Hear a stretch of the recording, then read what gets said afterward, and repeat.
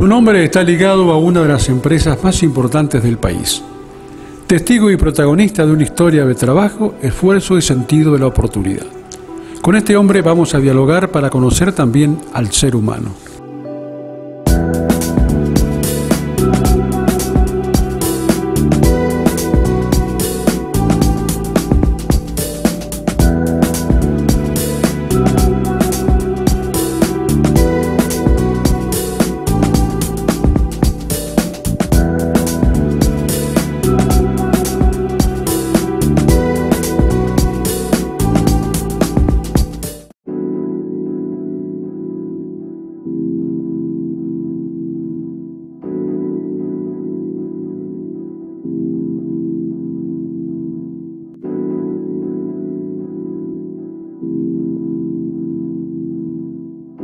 Bien, hoy el encuentro es con don Edgardo Bonilla, o el señor Edgardo Bonilla. Ese don queda hace muy bien. Demasiado formal.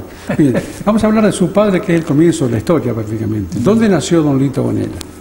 Mi padre nació en la ciudad de Rafaela el 20 de febrero de 1915. ¿Y le comentó cómo fue su infancia? Sí, por supuesto. Él tuvo la desgracia de perder a la madre a los 2 años y eran 4 hermanos, de los cuales un hermanito falleció muy chico, o sea que la familia quedó constituida por él como varón y 2 hermanas más. Y bueno, se crió, mi abuelo tenía máquinas trilladoras, mejor dicho, las cortitrillas no existían en aquella época, los motores a vapor, todas esas, las parvas que había en aquella época, y bueno, fue con mi abuelo de campo en campo. Después quedó como boyero en algún campo. Bueno, fue la vida de un chico que se crió un poco solo, ¿no? ¿Ya se vislumbraba como una persona tenaz, emprendedora, voluntariosa? Y en aquella época no sé, pero por ejemplo, hay hechos que evidentemente lo marcan. Él lo encarrilaron en la escuela poniéndolo en un colegio religioso, después vino una escuela en Rafaela de mucho renombre, dirigida por la señora Cosettini. De esta mujer hay en recordatorio a ella hay una calle en Buenos Aires, en Puerto Madero, claro. Olga Cosettini. Y ahí terminó 3er grado. Entonces se había iniciado en Rafaela la parte de una escuela que se llamaba de mecánicos agrícolas, que hacía pocos años que se había inaugurado. Y tenía que tener la constancia de haber aprobado el 6º grado. Claro. Entonces, bueno, tenía 3º nomás, no podía ingresar. Estudió libre, no sé cómo se las arregló, y ahí podríamos conectarlo con la tenacidad que ya podía mostrar en aquella época. Y bueno, resulta que fue y aprobó el examen de ingreso. Lo dejaron entrar y a los 14 años, o sea, en 1929, recibió el título de mecánico agrícola con 14 años. Fue el alumno más joven que salió de esa escuela, ¿no? Claro, también es el 3er grado. Yo, por cuestiones familiares, creo que entendí una cosa. El 3er grado de nuestros viejos era casi un 5º año de hoy, porque hay una capacidad enorme, tenían una preparación, habían adquirido un conocimiento, pero bárbaro para. Y bueno, cuando yo iba a la escuela primaria o secundaria, que todavía no estaban las calculadoras, y hacíamos una multiplicación, mi padre, con su 3er grado, me enseñó a hacer la prueba del 9. ¿El 9? La prueba del 9. Sí. Entonces uno hacía una serie de operaciones ahí, y si le daban bien en los 2 números, a la izquierda y a la derecha, la multiplicación estaba bien hecha. Así que coincido con vos de que había un nivel distinto. Una base distinta, exactamente. Sí. Técnico mecánico agrícola es el título. ¿Ese título le cambió la vida o fue el comienzo de la historia con su padre? Y sí, ese título lo conectó más técnicamente con lo que eran los motores a vapor, porque el contacto con los motores a vapor, la trilladora, todo eso ya lo tenía a través de mi abuelo. Pero fue a esa escuela y ahí adquirió conocimientos técnicos, los básicos, digamos, y eso fue un poco lo que le permitió, bueno, varios años después, encarar este tema de las calderas, ¿no? Él se recibe a los 14, 15 años. 14 pero su primer trabajo importante lo consigue a los 20. Sí, él Después mi abuelo dejó Rafaela, se fue a vivir a Taliba, que está ahí a 30 kilómetros de Rafaela en aquella época, y yo lo viví. No había pavimento entre Rafaela y Ataliba, no había pavimento, eran 6 leguas, como se decía en aquel tiempo. No se hablaba de kilómetros, se hablaba de leguas.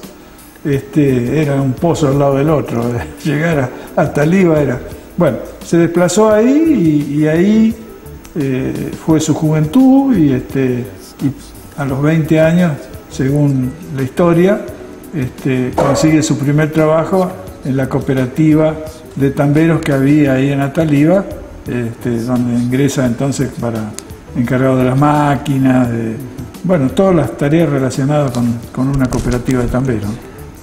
Para despuntar el vicio, hacía conjuntamente, vendía aparatos de radio que él mismo instalaba. Claro, ahí empieza a demostrar el afán que tenía de progresar. Es decir, se conecta, no sé de qué manera, con una casa de Rosario, Casa Filidoro, era una casa muy importante, que vendía toda clase de artículos para el hogar, radio, y bueno, se ve que le dieron la representación o alguna cosa, y le instalaba a todos los colonos de ahí de la colonia Ataliba, le ponía la radio, le ponía la antena con un molinete, que el molinete con el viento generaba energía para que la radio funcione. Una corte muy larga había, ¿no? En el año, así que sería en el año 35, que no había, las comunicaciones eran muy limitadas, era toda una novedad, claro. Con lo cual se cansó de vender radio y se ganaba sus pesitos, por supuesto. Bien,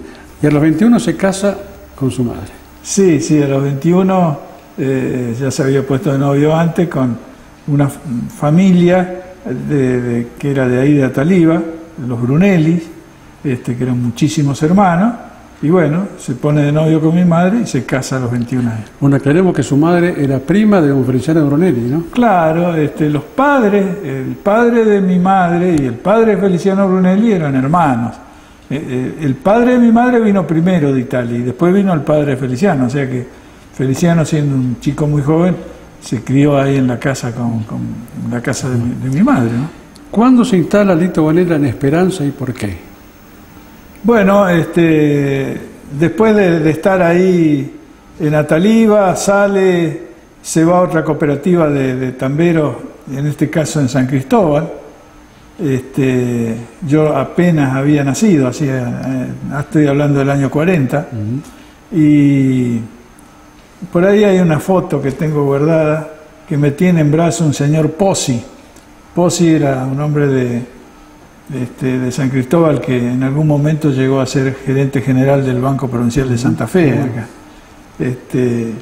Y bueno, después de ahí sale de esa cooperativa, empieza como representante de otra empresa de Rosario, Preumayer, vendía desnatadoras. Las desnatadoras es lo que hay que hacer con la leche cuando ingresa cruda, sacarle la crema, eso desnata. Bueno, y las instalaba y le hacía el servicio mecánico también. Todo eso bueno, estamos hablando de 27, 28 años de edad más o menos, ya casado, ya existía.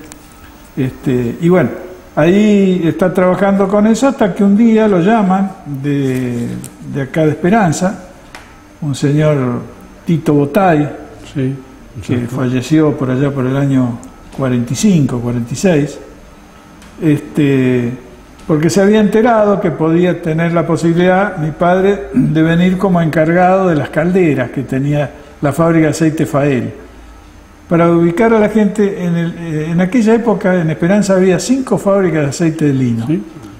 Fael, que es a la que viene mi padre, Gesell, que todavía sigue, mi hermanos, el Molino Esperanza, y hay una quinta que ahora no me acuerdo. Pero eran 5 fábricas de aceite de lino. Él vino como encargado de las calderas a esta. Ahora hacemos una pausa y seguimos enseguida. ¿Cómo no?